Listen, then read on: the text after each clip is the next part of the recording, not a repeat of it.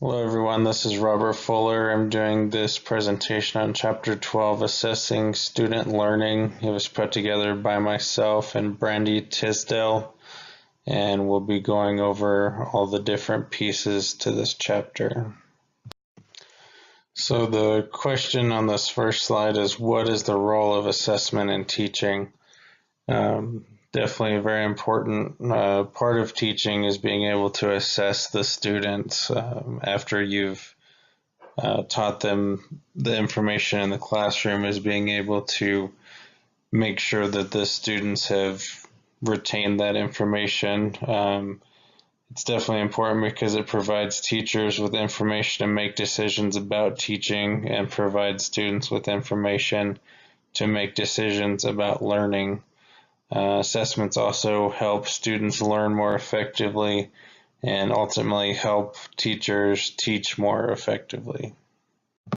Okay, now we move on to the assessment process. There's 4 steps to the process. The first one is assessment determines how well students learn the course material that has been taught. The second assessment identifies the specific type of evaluation the student learned.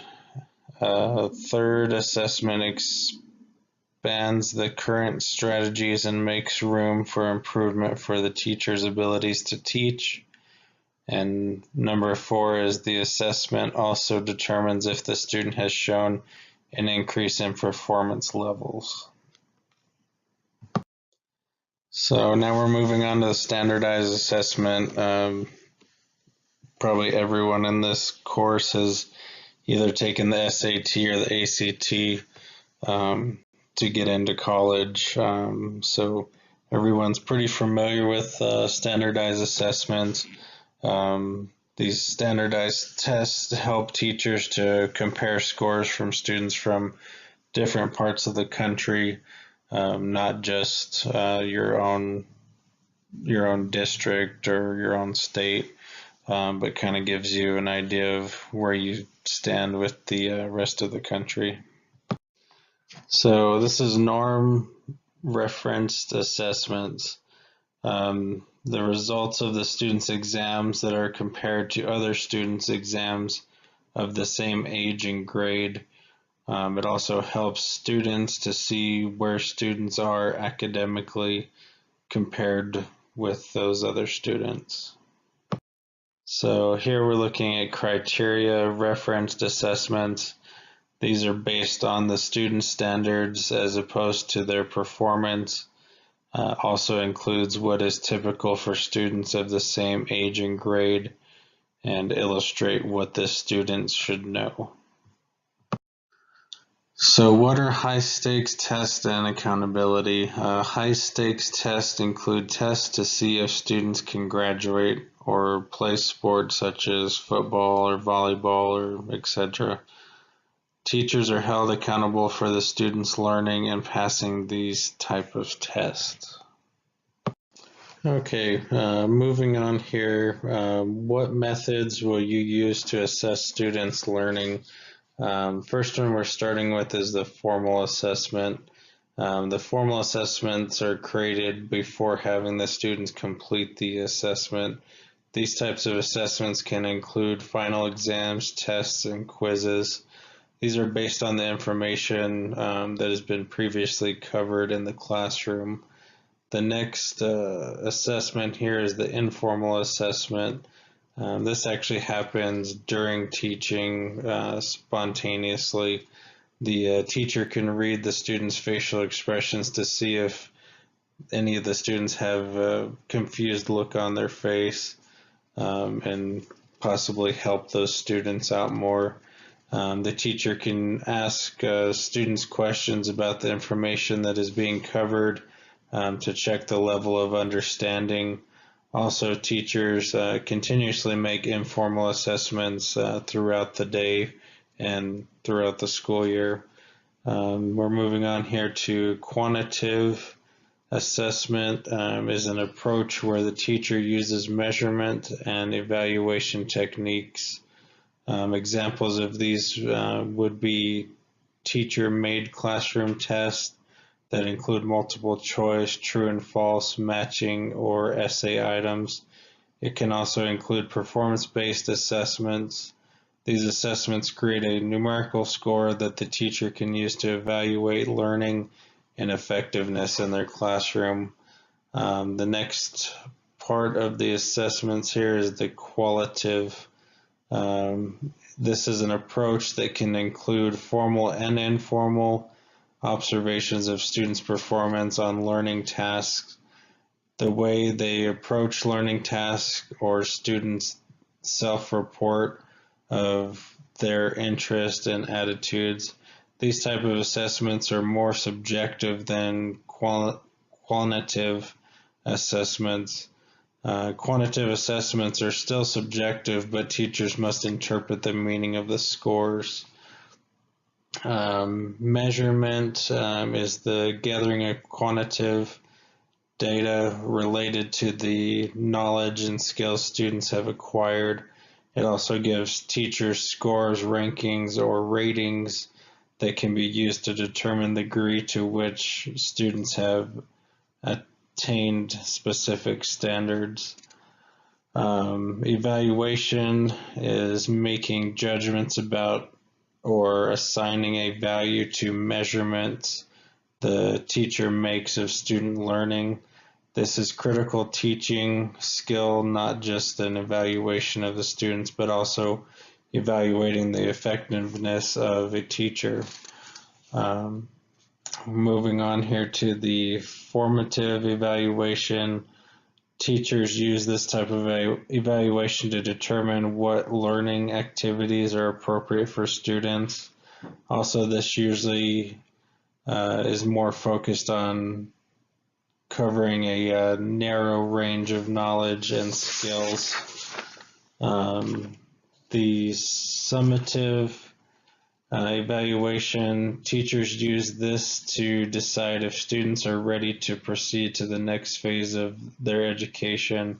This type of evaluation usually provides the teacher with an overview of student learning across the board, across a broad range of knowledge and skills.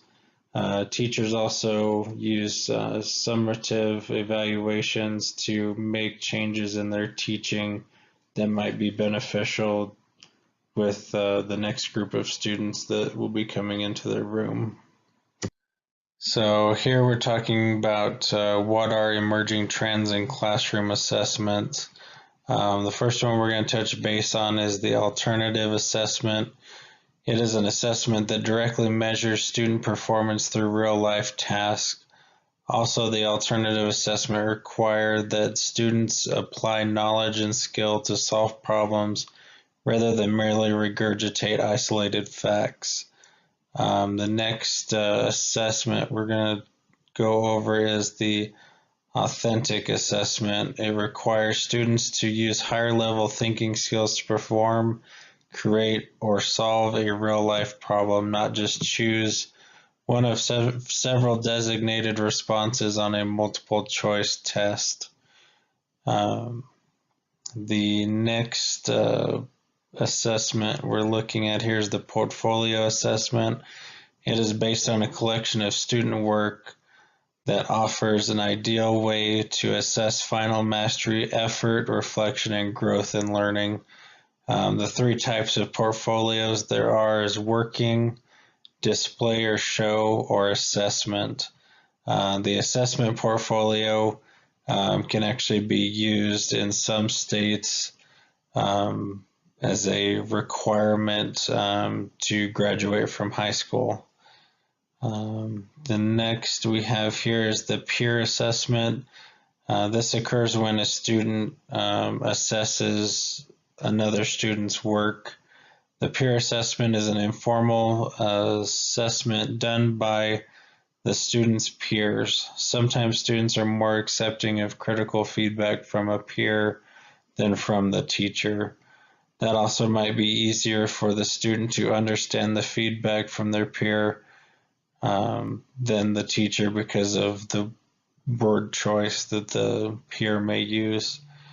The self-assessment occurs when students assess their own work and their thought process while completing that work.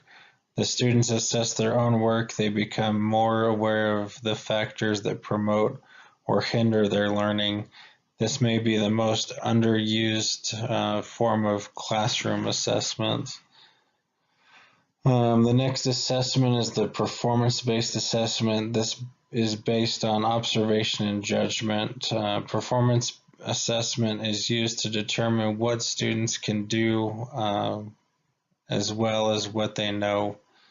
Whereas traditional tests help teachers answer the question, do students know content? The performance-based assessment helps answer the question, how well can students use what they know? And then the alternative assessment are designed to measure the performance of students who are unable to participate in a traditional large-scale assessment used by districts and states.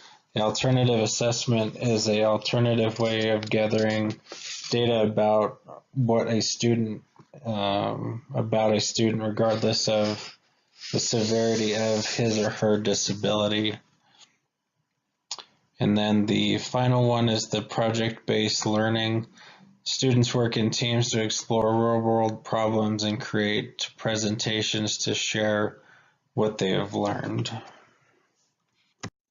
So here we're just going to talk about how you can develop high-quality classroom assessments. There's different tools that you can use. There's the auto-grading tool, which is a technology that the teacher can use to create quizzes and tests digitally instead of with pencil and paper.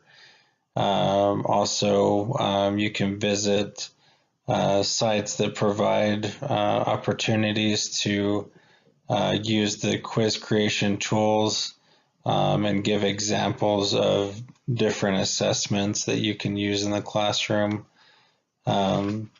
There's also, of course, the scoring rubrics, which everybody's pretty familiar with. There's two different types. There's the holistic rubric and the analytic rubric. And then the last part of this is the multiple measurements of student learning. This is the main thing that I took from this chapter, is that there's no single right way to assess students' learning. It's important to give your students multiple opportunities to demonstrate what they know and what they can do. So there's really many different ways that you can assess your students in your classroom, but there's not a right or a wrong way to do it. You just have to figure out what works best for you in your classroom. So in summary, assessments are a key part of teaching. They are important for teachers to find out if students are retaining information. Something that may be even more important is that teachers can assess their teaching approach to help the students in learning the information. I hope you enjoyed this, and I hope you guys have a good summer and good luck in your teaching career.